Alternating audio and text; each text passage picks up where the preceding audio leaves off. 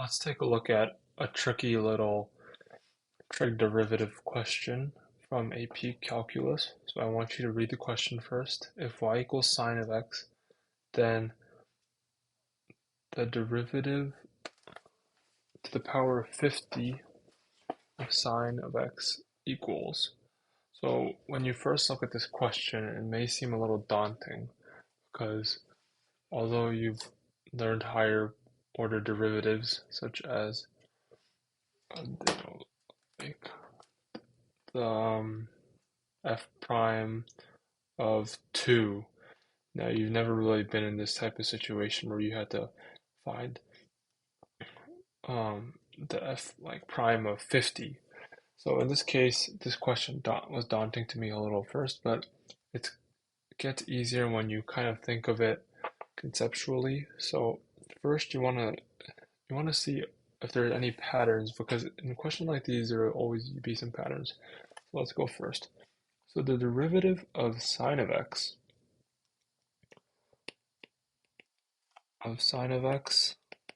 equals cosine x. That is a pretty well-known trig derivative. And the second derivative, or of sine of x, is basically the derivative of cosine of x. So that is basically, that is a pretty well-known trig derivative as well, which is negative sine of x. And if you want to find the derivative to the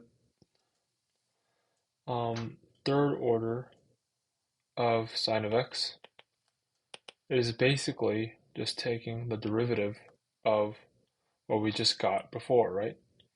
So, and you would take, sine of x, the derivative of that is cosine of x, so it would be negative cosine x. And if you start to see a pattern here,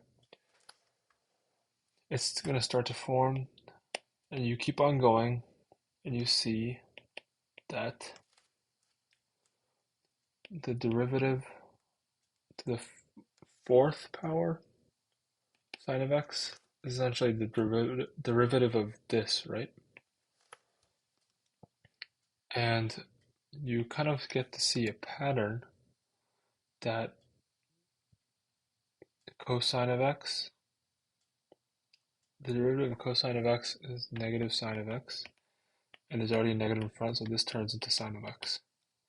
So you kind of start to see a pattern, because what do you notice? Sine of x from here matches up with sine of x from here. So in a way, there's a little bit of a pattern forming. So the lesson of the story is the lesson of this problem is essentially teaching you to approach questions and look for patterns. So basically, if you keep going with this pattern, then eventually you're going to end up with negative sine of x, because if you think about it,